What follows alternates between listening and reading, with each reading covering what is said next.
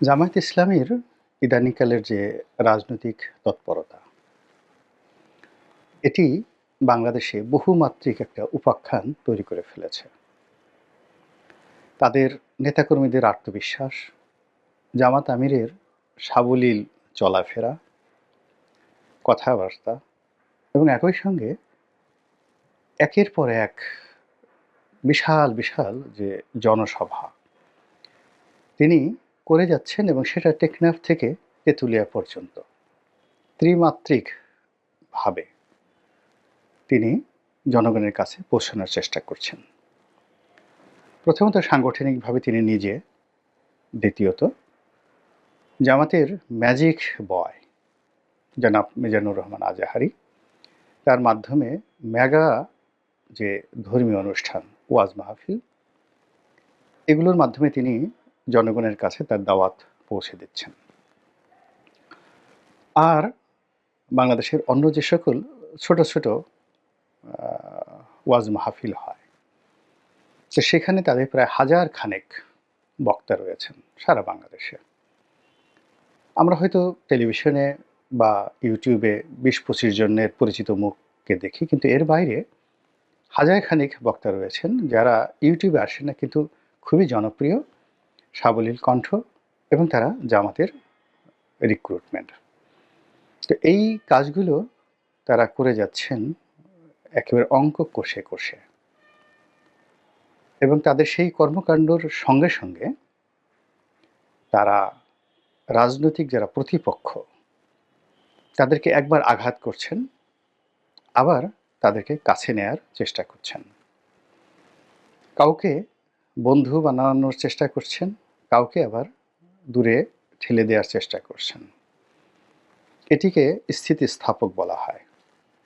অর্থাৎ একটা যে রাবার, সেই রাবারের শক্তিমত্তা নির্ভর করবে তার এলাস্টিসিটির উপরে। সে কতটা বাড়তে পারে আর কতটা সংকুচিত হতে পারে।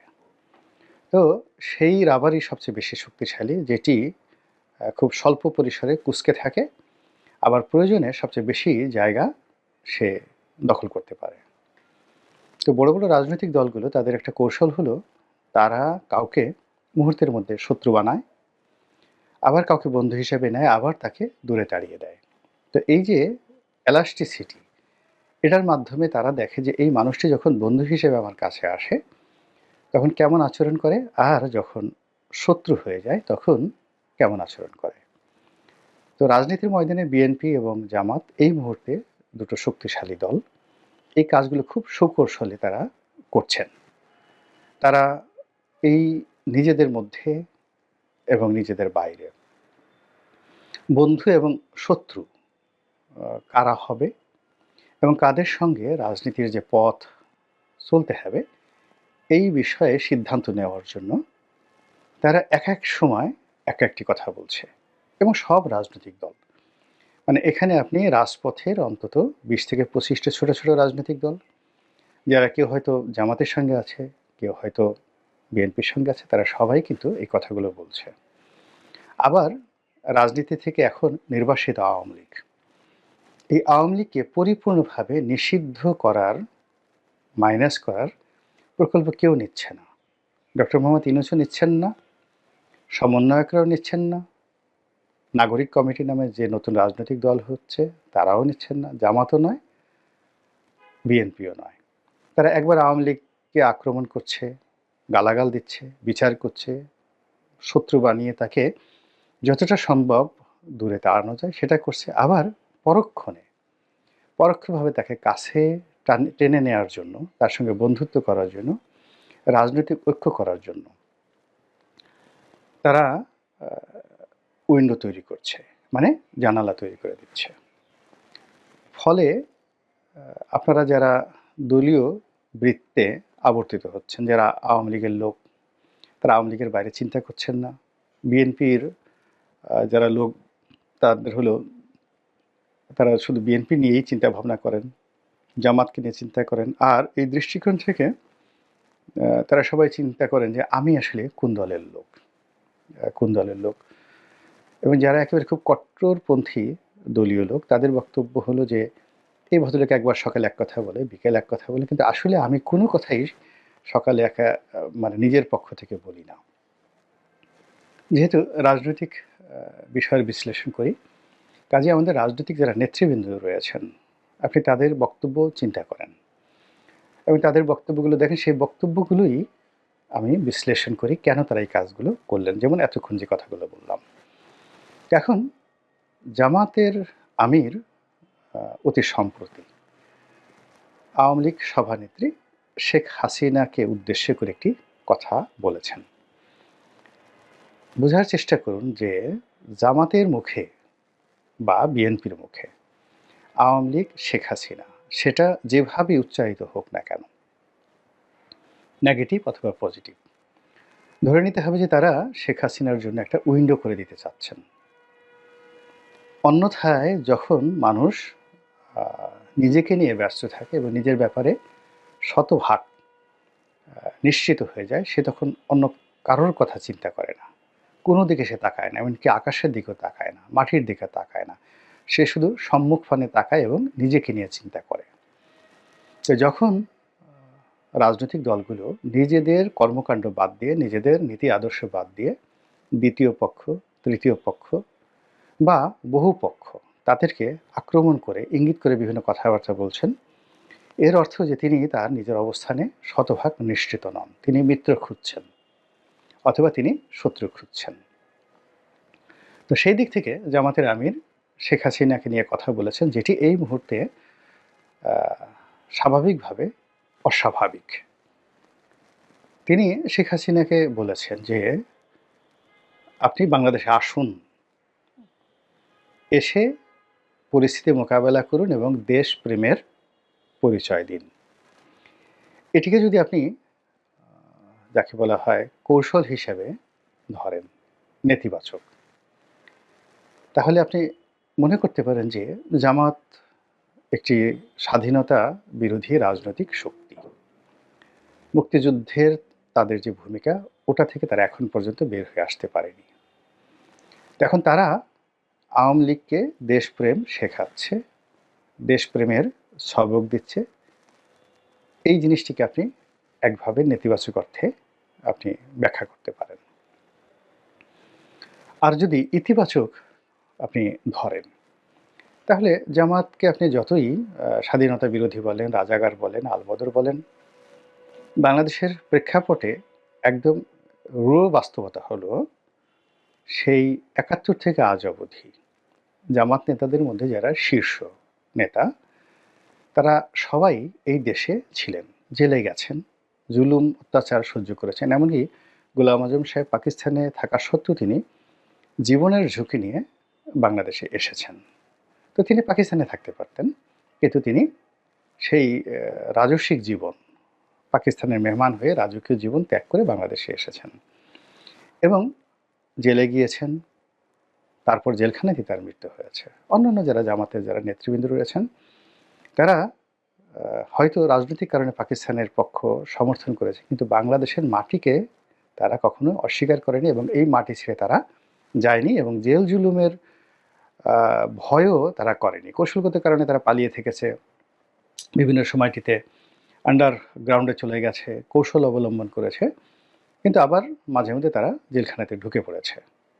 তো সব মিলিয়ে তারা শেখ হাসিনাকে ইতিবাচক করতে বলতেই পারে যে আপনার জমানাতেই তো ১৫ বছর ধরে আমাদের জন্য যা করেছেন, ফাঁসি দিয়েছেন, জুলুম করেছেন, অত্যাচার করেছেন, আমরা তো আপনাদেরকে ছেড়ে যাইনি। তো সেই অর্থে আপনিও বাংলাদেশে আসুন, আমাদের মতো দেশপ্রেম আপনি প্রমাণ করুন।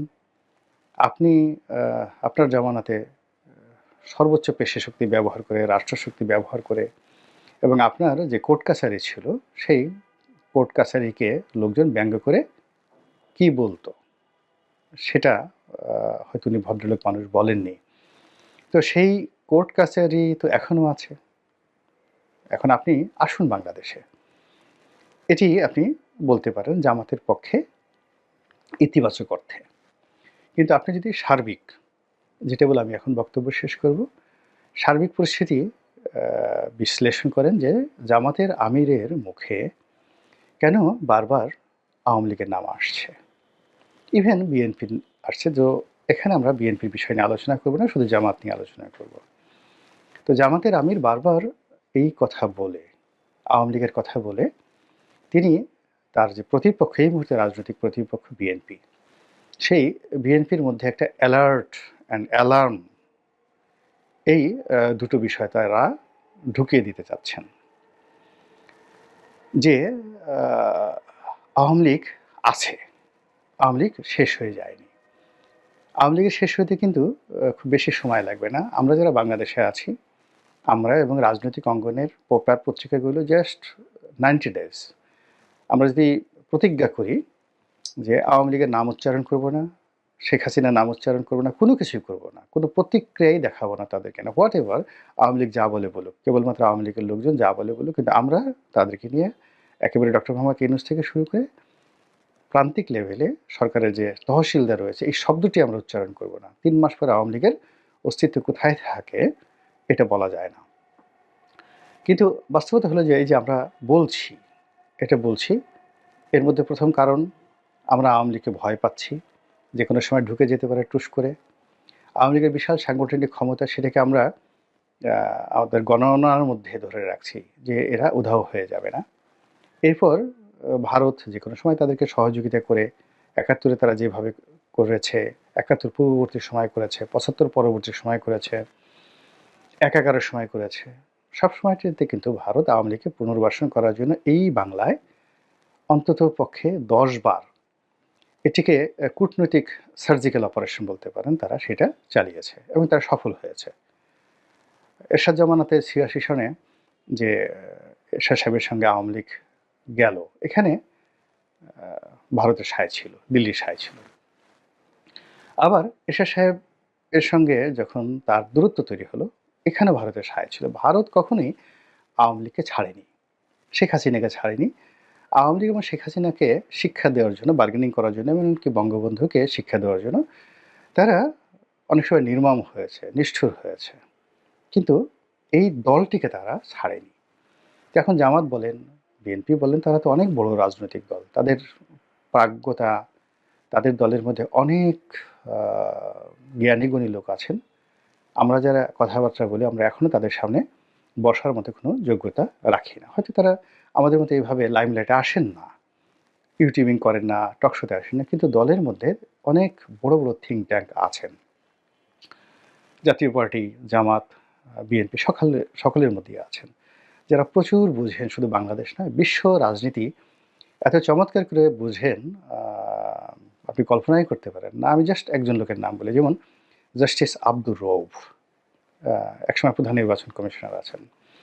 আপনি ধর্মতত্ত্ব বলেন, থিওলজি বলেন, রাজনীতি বলেন, বিজ্ঞান বলেন, এই বয়োবৃদ্ধ মানুষটি এত জানেন আপনি কল্পনাই করতে পারবেন না। এইভাবে ওনার মতো হাজার হাজার মানুষ এখনও আছেন, কেউ আমলা, কেউ কামলা, কেউ বিচারপতি, কেউ রাজনীতিবিদ, যারা জীবন্ত কিংবদন্তি এবং জীবন্ত ডিকশনারি হয়ে প্রত্যেকটা রাজনৈতিক দলের থিঙ্ক ট্যাঙ্ক রূপে কাজ করে যাচ্ছেন। তো তারা এই রাজনৈতিক দলগুলোকে গাইড করছে, আর তার প্রেক্ষিতে কিন্তু দেখা যাচ্ছে মির্জা ফখরুল সাহেব একটা কথা বলছেন, জামাতের আমির বলছেন, এবং এই যে জামাতের আমির শেখ হাসিনাকে যে প্রভোগ করছেন, মূলত তাকে একটা কৌশল শিখিয়ে দিচ্ছেন, তাকে ইঙ্গিত দিচ্ছেন যে আপনি কথা বলুন, আপনি আসুন, আপনি সক্রিয় হন।